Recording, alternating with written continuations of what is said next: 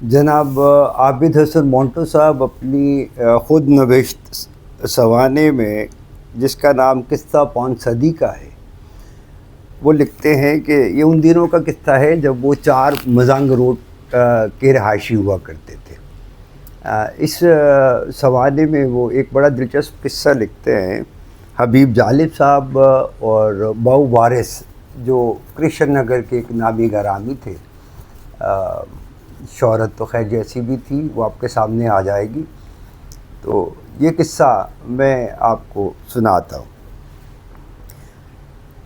عابد حسن مونٹو صاحب کہتے ہیں، میں 1959-60 کے زمانے میں سمن آباد والا فلیٹ چھوڑ کر مزنگ روڈ پر اس جگہ رہنے لگا جسے 4 مزنگ روڈ کہا جاتا ہے۔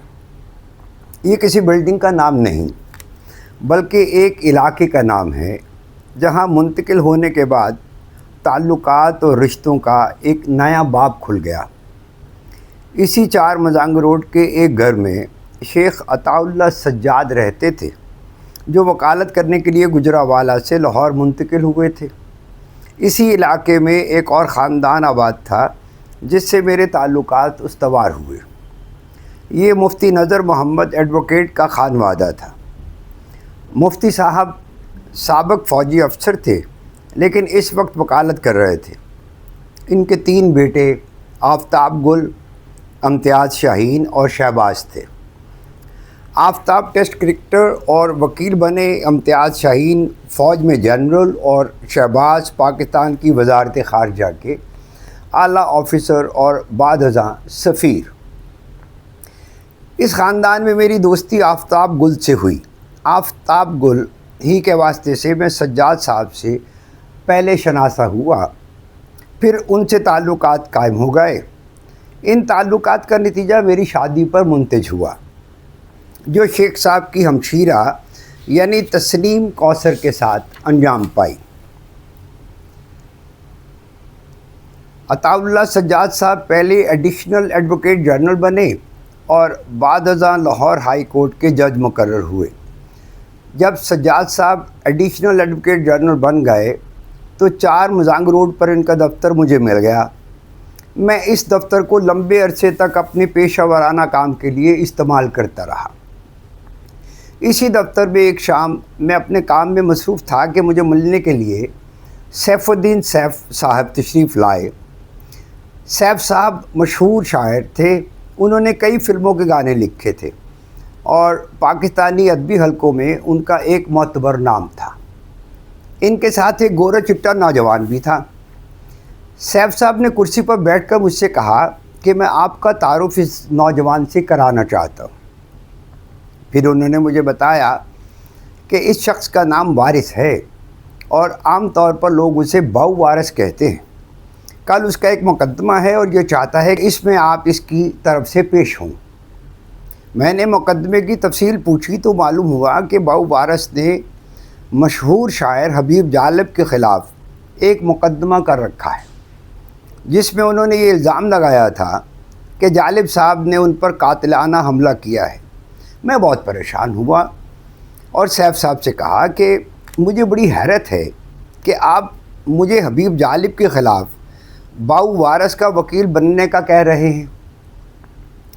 یہاں یہ بتانا ضروری ہے کہ باؤ وارث کرشن نگر کے رہنے والے تھے اور لاہور شہر کے ان چند ہاتھ چھٹ لوگوں میں گنے جاتے تھے جو اپنے ساتھیوں کے ساتھ ایک گینگ کے طور پر کارروائیاں کرتے تھے۔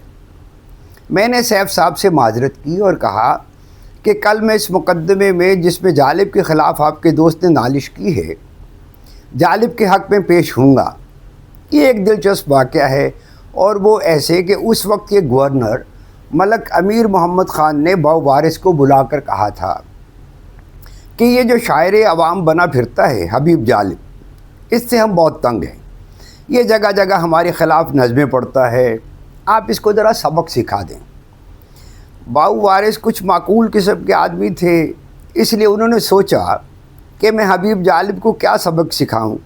انہوں نے خود کو چاقو کی ایک ضرب لگائی اور پولیس میں رپورٹ جمع کرا دی کہ حبیب جالب نے مجھ پر حملہ کیا ہے۔ یہ اچھا ہوا کہ انہوں نے ایسا سوچا، ورنہ ان کی شہرت ایسی تھی کہ اس طرح کے کاموں میں وہ اپنا ہاتھ بڑی آزادی کے ساتھ استعمال کرتے تھے۔ ایسی صورت میں یہ بھی ممکن تھا کہ ہم بعد میں حبیب جالب سے کبھی نہ مل پاتے۔ اس واقعے کے بعد میری اور حبیب جالب کی دوستی پہلے سے بھی زیادہ مضبوط ہو گئی۔ یہاں جو میں نے باؤ وارث کا ذکر کیا ہے تو اس موضوع پر کچھ اور لکھنا بھی ضروری سمجھتا ہوں۔ اس دور میں لاہور میں پیشہ ور بدماشوں، قاتلوں اور گینگسٹرز کے کئی گروہ تھے۔ باؤ وارث کا اپنا گروہ تھا اور میرے ایک عزیز انور پہلوان بھی اپنا ایک گروہ رکھتے تھے۔ لاہور میں ایک بہت مشہور گینگسٹر گروہ گجر برادری کے لوگوں کا بھی تھا۔ میں نے باؤ وارث اور حبیب جالب کے حوالے سے جو رویہ اختیار کیا تھا، اس کے نتیجے میں بجائے اس کے کہ میں ان گینگسٹرز کی نظر میں کھٹکتا، یہ سب میرے ہی موکل بن گئے۔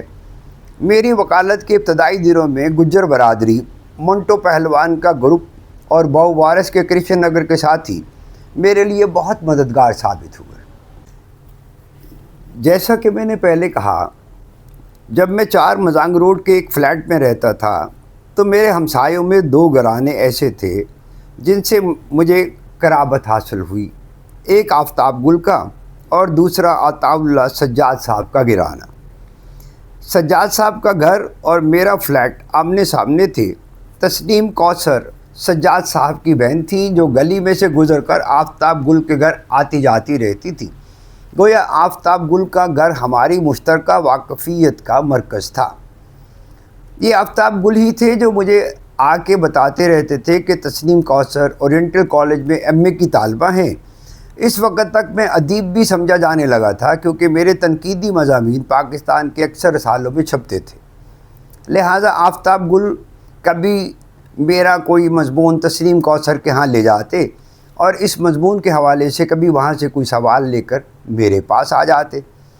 اس طرح تبادلہ خیالات شروع ہوا جو کچھ عرصے تک جاری رہا، تاکہ میں نے اپنے گھر والوں کو اطلاع دی کہ مجھے ان کی مدد کی ضرورت پڑ گئی ہے۔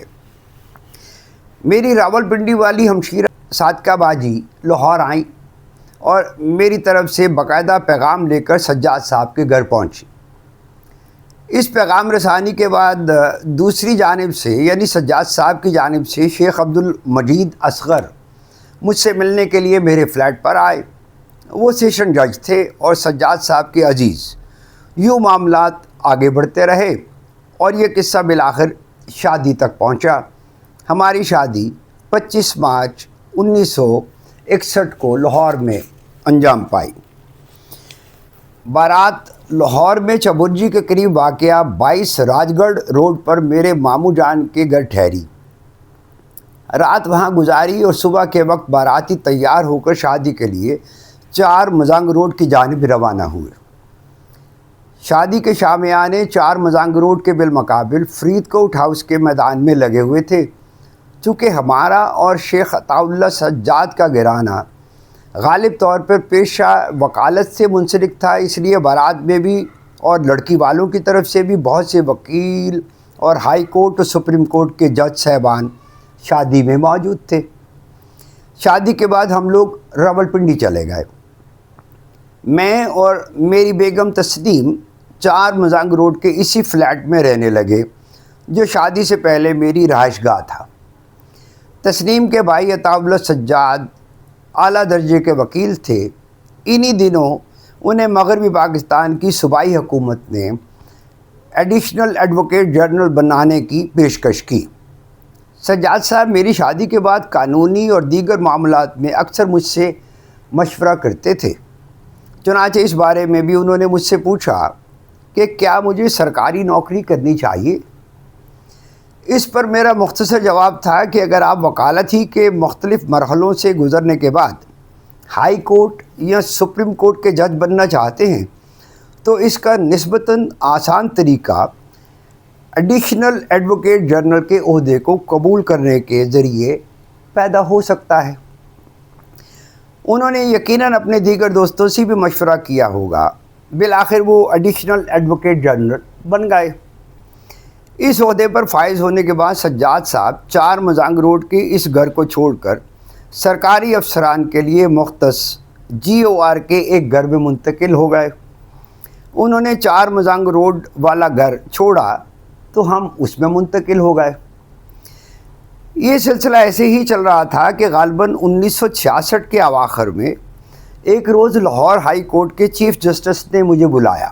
ادھر ادھر کی باتوں کے بعد انہوں نے 2 باتیں کی جن کا بظاہر ایک دوسرے سے کوئی تعلق نہ تھا۔ ایک تو انہوں نے کہا کہ وہ چاہتے ہیں کہ میں سیشن جج بن جاؤں۔ اس تجویز پر کچھ دیر تک گفتگو کرنے کے بعد میں نے انہیں کہا کہ میں ملازمت نہیں کرنا چاہتا۔ اس پر انہوں نے ایک دوسری بات کہی جو میرے لیے تکلیف دہ اور مشکلات کا باعث بنی۔ انہوں نے کہا کہ میں جس گھر میں رہ رہا ہوں وہ ان کے ایک درینہ دوست مسٹر صوفی کا ہے جو اس وقت مرکزی حکومت میں سیکرٹری تھے۔ وہ کچھ عرصہ پاکستان سے باہر رہنے کے بعد واپس لوٹ رہے تھے اور انہیں اپنا گھر خالی چاہیے تھا۔ چنانچہ چیف جسٹس صاحب نے مجھ سے کہا کہ میں کوئی اور مناسب جگہ ڈھونڈ لوں اور وہ گھر خالی کر دوں۔ مناسب گھر کا ڈھونڈنا اور وہ بھی فوری طور پر آسان نہیں تھا۔ کچھ عرصہ تک ہائی کورٹ کے قریب معقول جگہ پر گھر ڈھونڈنے کی کوشش کرنے کے بعد جب میں ناکام ہو گیا تو میرے ایک دوست نے مجھ سے کہا کہ ان کے کسی جاننے والے کے گھر کا ایک حصہ خالی ہے، لیکن ہے وہ ماڈل ٹاؤن میں۔ اب تو ماڈل ٹاؤن اور لاہور شہر میں کوئی فرق نہیں ہے، لیکن جن دنوں کی بات میں کر رہا ہوں اس وقت مزنگ کے بعد پہلی آبادی اچھرا آتی تھی، پھر اس کے بعد آگے فیروز پور روڈ کے دونوں طرف یا تو فصلیں تھیں یا غیر آباد زمینیں۔ یہ وہ زمانہ تھا جب لاہور شہر میں سائیکل رکشے اور تانگے چلا کرتے تھے۔ بہرحال مجھے اس میں کوئی دقت نہیں تھی کیونکہ میرے والد صاحب مجھے گاڑی دے چکے تھے۔ ہم میاں بیوی اپنے بچوں سمیت 7A ماڈل ٹاؤن کے ایک حصے میں منتقل ہو گئے۔